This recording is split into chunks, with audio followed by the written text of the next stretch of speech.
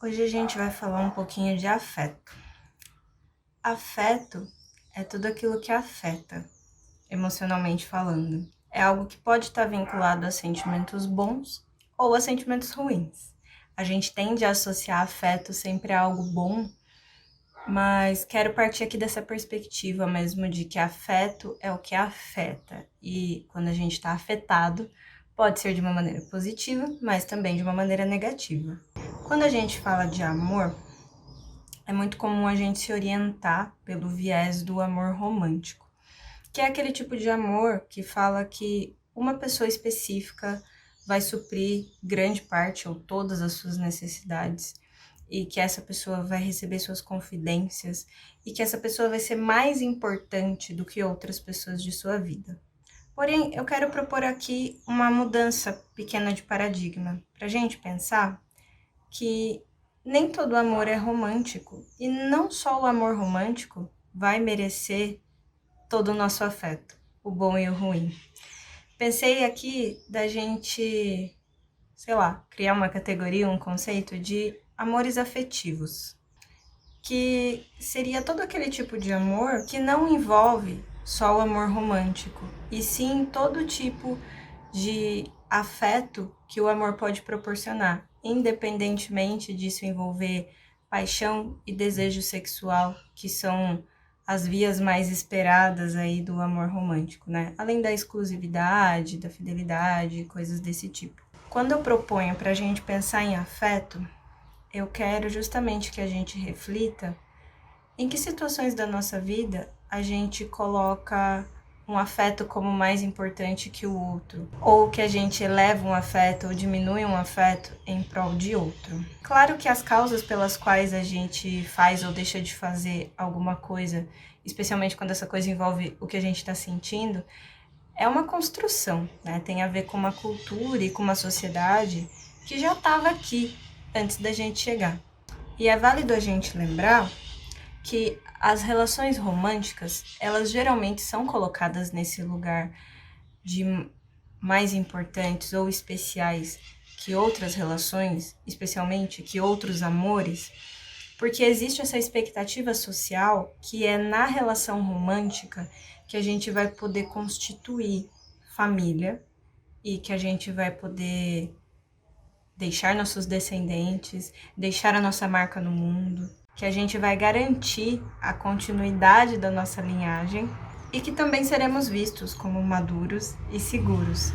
Até porque o casamento, a união de duas pessoas, tende a ser vista socialmente como um sinônimo de maturidade, como um sinônimo de conquistei a escadinha da vida, né? Toda aquela ideia de que a gente tem que sair da escola, fazer faculdade, se formar, casar, ter filhos, depois ter netos, ter uma casa própria, ter um carro próprio. E não estou dizendo que seja um problema você almejar isso e querer isso, de maneira alguma, porque se você quer e almeja, é ótimo que você possa viver isso. Mas cabe ter essa compreensão de que afeto, sendo tudo aquilo que afeta, e amor sendo um sentimento elaborado e complexo, nem sempre a gente vai contar com a linearidade das coisas e dos fatos para poder acessar isso. Ou seja, nem sempre o fato de eu querer namorar, casar, ter filhos, é necessariamente uma garantia de que eu vá fazer isso com uma outra pessoa. A parte de ter filhos dá para fazer sozinho, mas o ato de construir uma relação de amor romântico depende de um outro. E dependendo da maneira que a gente se relaciona com os nossos afetos e da expectativa que a gente coloca nessa outra pessoa, nem sempre a gente vai conseguir construir esse lugar. Até porque esse lugar do amor romântico é um lugar fantasiado, idealizado muito fortemente e que nem sempre é posto em parâmetros reais de relação e de troca.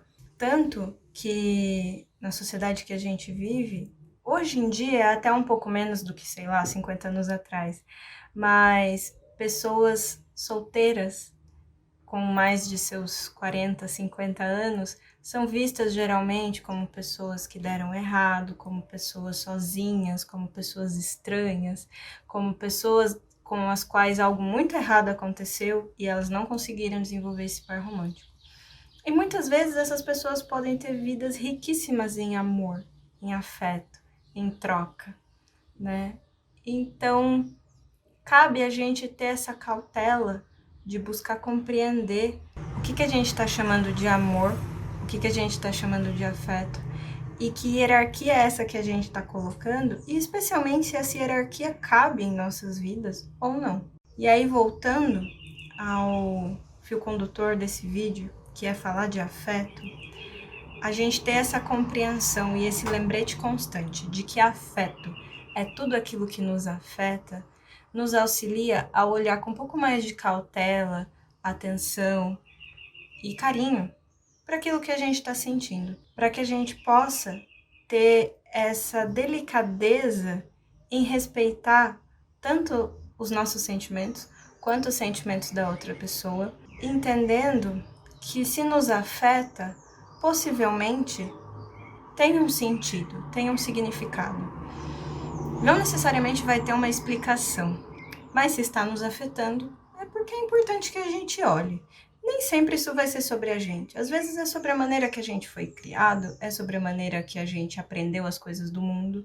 E algumas coisas vão nos afetar mais e outras menos, de acordo com as experiências que a gente vive e viveu. O que não impede a gente de dar um carinho, uma atenção maior e um olhar para aqueles afetos que às vezes ficam meio de canto, né? E quando eu tô falando de afetos aqui, gente, não é necessariamente aquilo que a gente sente por outras pessoas. É aquilo que a gente sente em relação a nós mesmos, ao mundo e aos nossos vínculos. É importante a gente olhar como que a gente se percebe em relação a essa troca com o outro e permitir que existam os afetos que não são só sobre a beleza, a alegria, o bem-estar, os afetos que também são desagradáveis, que também são desconfortáveis, porque afetar-se é uma característica muito humana. A gente se afeta, a gente afeta o outro e é afetado. E a dificuldade de aceitar isso ou de compreender que isso existe, isso acontece dentro de nós, pode gerar dificuldades na comunicação, na troca com as outras pessoas, na aceitação de processos emocionais nossos e dos outros. E quando a gente passa a ter uma relação mais honesta com nossos próprios afetos, permitindo que eles nos comuniquem o que quer que seja que eles queiram comunicar, bom ou ruim, e podendo colocar isso para fora de algum jeito, a gente passa a ter relações afetivas mais honestas, não só conosco, mas também com os outros.